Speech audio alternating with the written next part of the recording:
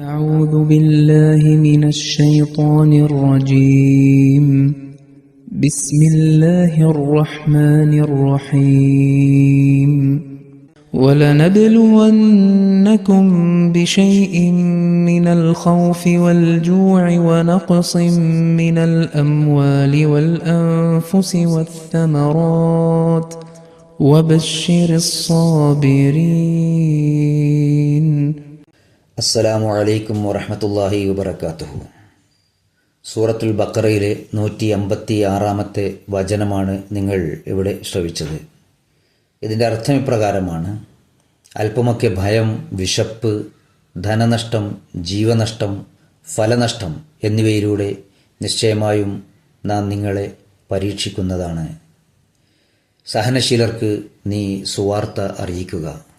ഈ ആയത്തിനെ വിശദീകരിച്ചുകൊണ്ട് സയ്യിദുനാ ഹദ്റത്ത് മുസ്ലിഹ് മൗഊദ് റളിയല്ലാഹു തആല അൻഹു പറയുന്നു, ഈ ആയത്തിൽ 5 തരത്തിലുള്ള പരീക്ഷണങ്ങളെ സംബന്ധിച്ചാണ് വിവരിക്കപ്പെട്ടിട്ടുള്ളത്.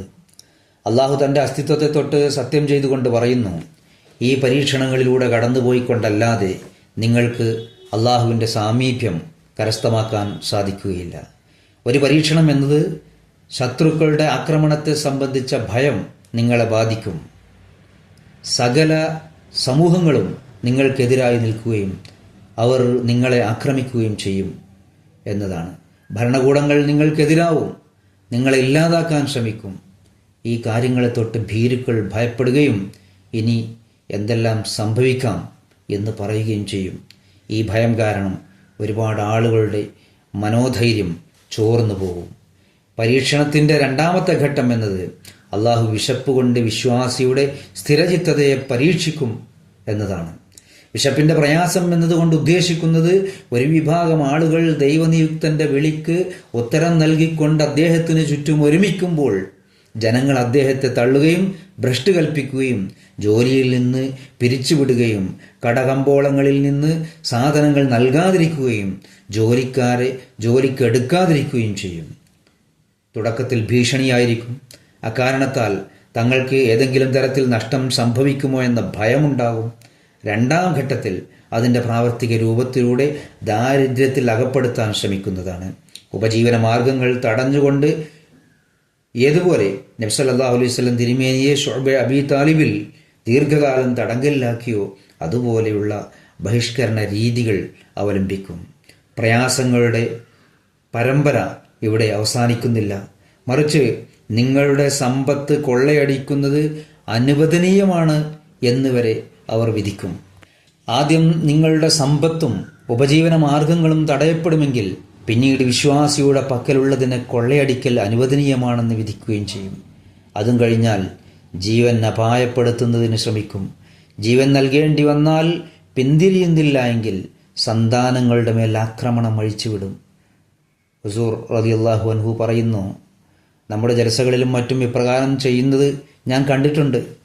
ജലസവേളകളിൽ അഹമ്മദികളുടെ കുട്ടികളെ എടുത്തുകൊണ്ട് പോവാൻ വരുന്നവരുണ്ട്, ജമാഅത്തിന് പ്രയാസമുണ്ടാക്കാൻ വേണ്ടി.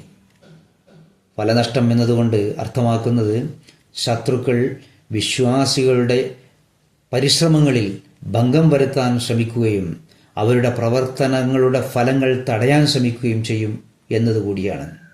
ചുരുക്കത്തിൽ നിങ്ങളുടെ ആന്തരികാവസ്ഥയെ പ്രകടമാക്കുന്നതിന് നിങ്ങളെ 5 തരത്തിലുള്ള പരീക്ഷണങ്ങളിൽ അകപ്പെടുത്തുന്നതാണ്. അതിലൊന്ന് ഭയമായിരിക്കും. അത് ബാഹ്യമായ ദുഃഖത്തിൻ്റെ പേരാണ്. 2ാമത്തെ പരീക്ഷണം വിശപ്പിൻ്റേതാണ്. അത് ആന്തരികമായ പ്രയാസമാണ്. ചില ആളുകൾ യുദ്ധത്തിന് തയ്യാറാവും, എന്നാൽ വിശപ്പ് സഹിക്കാൻ അവർക്ക് സാധിക്കുകയില്ല. എന്നാൽ വിശ്വാസി ദൈവപ്രീതിക്കായി അതിനും തയ്യാറാവുന്നതാണ്.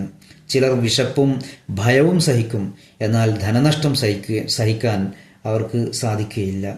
അള്ളാഹു പറയുന്നു, നിങ്ങൾക്ക് സാമ്പത്തികമായും ശാരീരികമായും നഷ്ടങ്ങൾ സഹിക്കേണ്ടതായി വരും. നിങ്ങളുടെ പരിശ്രമങ്ങളുടെ ഫലങ്ങൾ നഷ്ടമായി പോയേക്കും. ചുരുക്കത്തിൽ നിങ്ങളുടെ പ്രവർത്തനങ്ങൾ നിങ്ങളുടെ പ്രതീക്ഷയ്ക്കൊത്ത് ആയിരിക്കണമെന്നില്ല. എന്നാൽ അള്ളാഹു പറയുന്നു, ബശ്ശിരിസ് സ്വാബിരീൻ, എല്ലാ പരീക്ഷണങ്ങളിലും സഹനം കൈക്കൊള്ളുകയും ഈമാനിൽ ദൃഢതയോടെ നിലകൊള്ളുകയും ചെയ്യുന്നവർക്ക് യാതൊരു ഭയവുമില്ല. അവർ പറയും, ജനങ്ങൾ ഞങ്ങളെ ഭയപ്പെടുത്തിക്കൊള്ളട്ടെ, ഭ്രഷ്ട് കൽപ്പിച്ചുകൊള്ളട്ടെ, ഉപജീവന മാർഗങ്ങൾ തടഞ്ഞുകൊള്ളട്ടെ, ഞങ്ങൾക്ക് യാതൊരു പ്രശ്നവുമില്ല. ഞങ്ങൾ ദൈവമാർഗത്തിൽ ത്യാഗങ്ങൾ സഹിച്ചുകൊണ്ടേ പോകുന്നതാണ്. ഈ 5 തരത്തിലുള്ള പരീക്ഷണങ്ങൾ വന്നാലും ഞങ്ങൾ പിന്തിരിയുന്നതല്ല, മറിച്ച് സ്ഥിരചിത്തത കൈക്കൊള്ളുന്നതാണ്.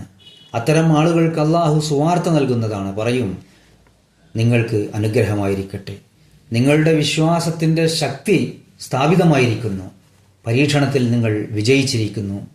ഇവിടെ ക്ഷമ എന്നതുകൊണ്ട് ഉദ്ദേശിക്കുന്നത് ദുഃഖം ഇല്ലാതിരിക്കുക എന്നല്ല, മറിച്ച് വിവേകവും ബുദ്ധിയും നഷ്ടപ്പെടുന്ന അവസ്ഥ ഉണ്ടാകാതിരിക്കുക എന്നതാണ്. അല്ലാഹുമ്മ സ്വല്ലി അലാ മുഹമ്മദിൻ വഅലാ ആലി മുഹമ്മദിൻ വബാരിക് വസല്ലിം ഇന്നക ഹമീദും മജീദ്.